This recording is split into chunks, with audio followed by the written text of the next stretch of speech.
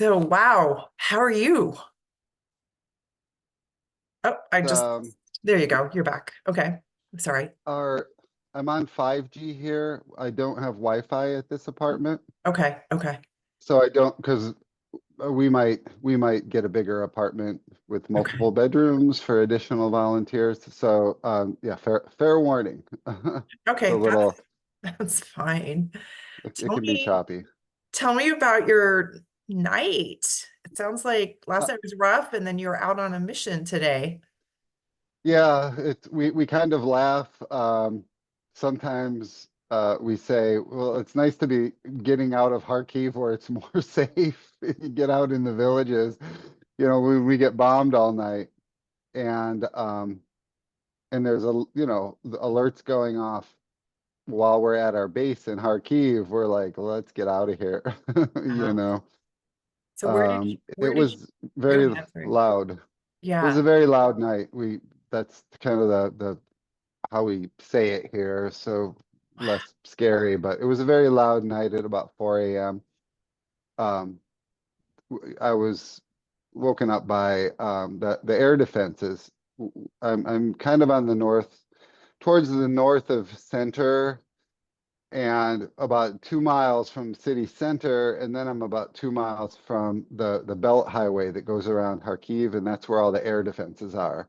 Yeah. And about 20 miles beyond that is the Russian border. So a lot of a lot of drones. If they're coming from the north, they go right over my house, and air defenses open up. That's really what woke me up. Um, yeah, So people talk about how their kids sleeping right through it, and the air defenses is what woke me up. how effective are the air defenses against drones? Well, they put out the stats on a bunch of Telegram groups, and it's usually 81% low 80s are usually shot down. Last night it was actually 91% Wow. were interrupted either by being shot down or electronic means, or they weave around and can't kind of find a way between the defenses and they run out of gas and crash. And so are these drones targeting military facilities or they're just firing away to see what they can get? I think they're just firing away. I mean, the big kind of the news overnight or this morning was like they hit a market. They hit one of the main. They have these large markets, outdoor markets, fruits and vegetables, and just everything. Hmm. Um, there's indoor, outdoor kind of markets, and they're really the biggest one in Kharkiv. Can't tell you the name. Was hit and it caused a bunch of fires. A few weeks ago, it hit a Porsche dealership. They've hit hospitals ostensibly that have military in them, but yeah, this is a large, Kharkiv's an academic city. It's a lot of schools, a lot of universities, a lot of hospitals. So inevitably, if you drop a Shahed into the city, you're going to be near a hospital or a school or something like that. Um, Generally, as far as I can tell, they're not really targeting anything. They're just, when they run out of gas, they just sort of drop in. Wow. They So, had a residential building right down the street from me a few weeks ago, about probably 200 meters.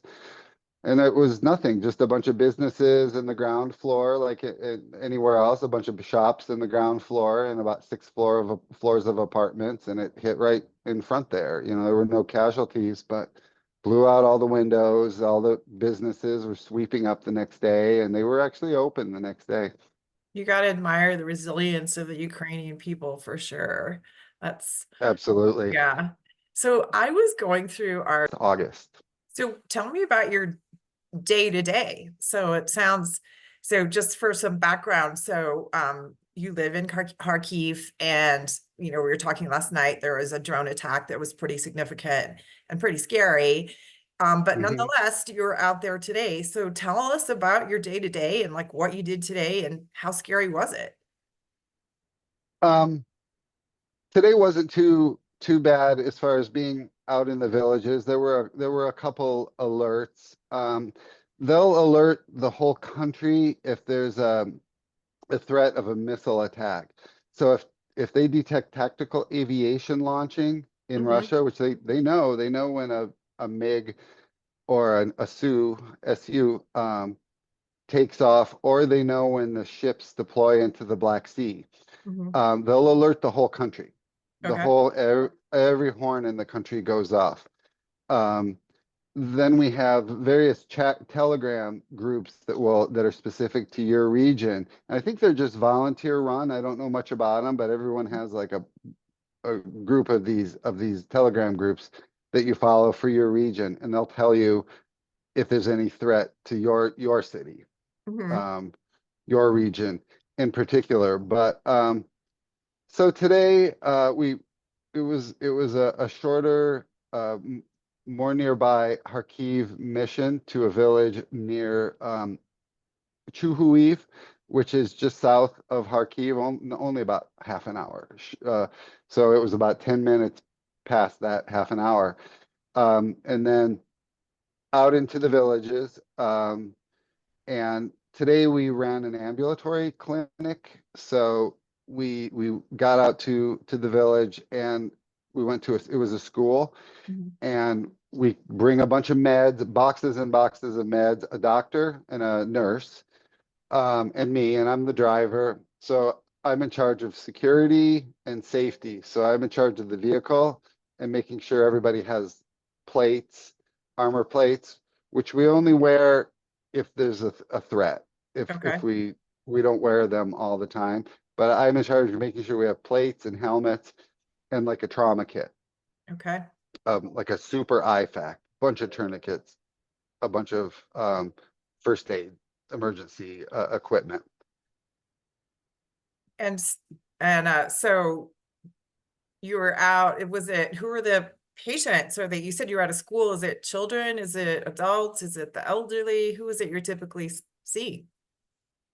Generally, the patients are older. They're adults. Yeah. No military, but they're adults. We have an alert right now, Are you so okay? I mean, do we need to end? yeah. No, that's it's okay. Um, it's just sort of distracting because it's going off in Yeah, my ear, and I'm afraid yeah. you can hear it. And No, I can't uh, hear it. I can't hear it. But if you need to go, we get it. Last night I when you will. and I were talking at God knows what time in the morning, your time, there was alarms like crazy. And I was like, I wonder if Um, he talks now. And I'm like, no, I don't think he does. Not with alarms. So, what, just in respecting your time, what do you think America needs to know about what's happening in Ukraine? What is your, I mean, you're American, you know what's going on here. What from your viewpoint, what is it we don't understand? Sorry, we get pop-ups. Um, for the alerts.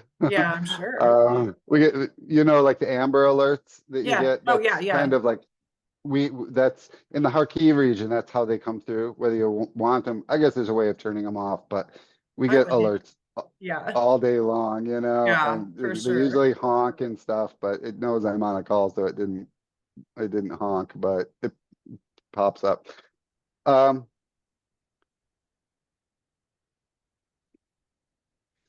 what America, I think, needs to know is that Ukraine will not lose, and they don't have that option of losing. And I think America should be inspired by that. Um, I can't take the temperature of America. It's really hard from here, but they need to know that Ukraine doesn't have the option to lose, and they don't have the option of making a settlement after everything they've sacrificed. It's preposterous to them to just sort of call it even. Okay, just leave the borders where they are now and just call it even. Okay, let Russia have this whole strip, and Crimea. I mean, that's unheard of. And I mean, the leadership has expressed that in so many words, but um, yeah, America needs to know that I mean, Ukraine has this incredible clarity of their goals, and they're just so much like American goals, like peace and freedom and democracy and justice. I mean, that's what they're fighting for. That's all they want, and those are America needs to know that they're fighting for the things that America should be holding dear as well, or that we do hold dear as well: peace, freedom, democracy, justice, liberty, um, things like that. And I wish America realized that a little more. So the audience here, and this will be shown at a fundraising event, what is something the average American Joe can do?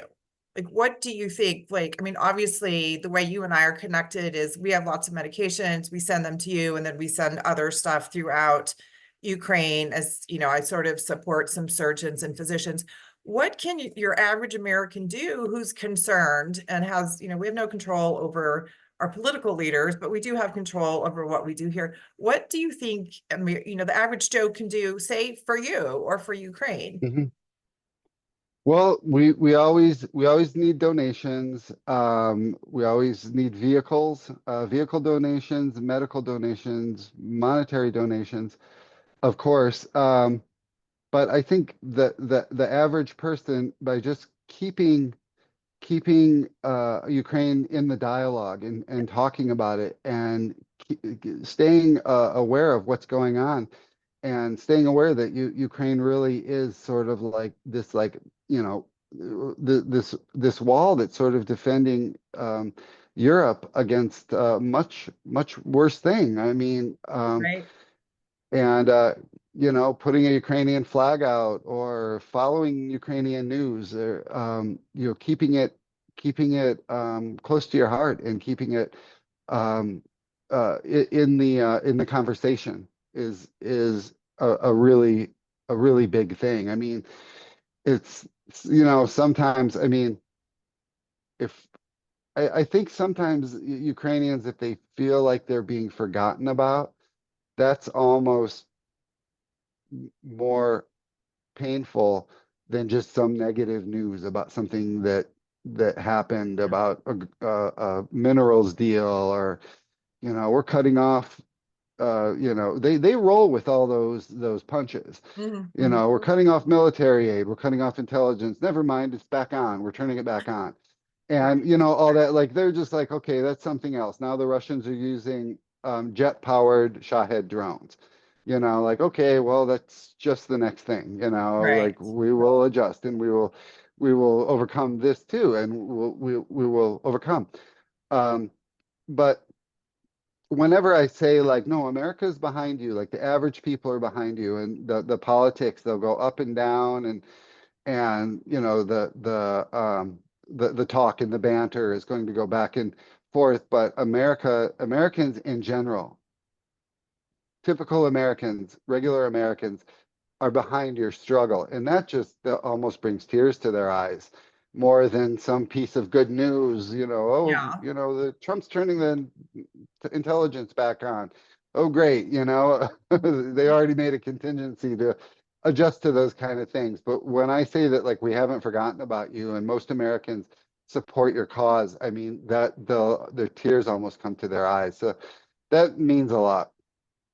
Well, thank you for this. I'm concerned our Zoom thing's gonna run out, but thank you so much, Chris. And I know it was a rough night. Sounds like a rough day. You probably are hungry and tired.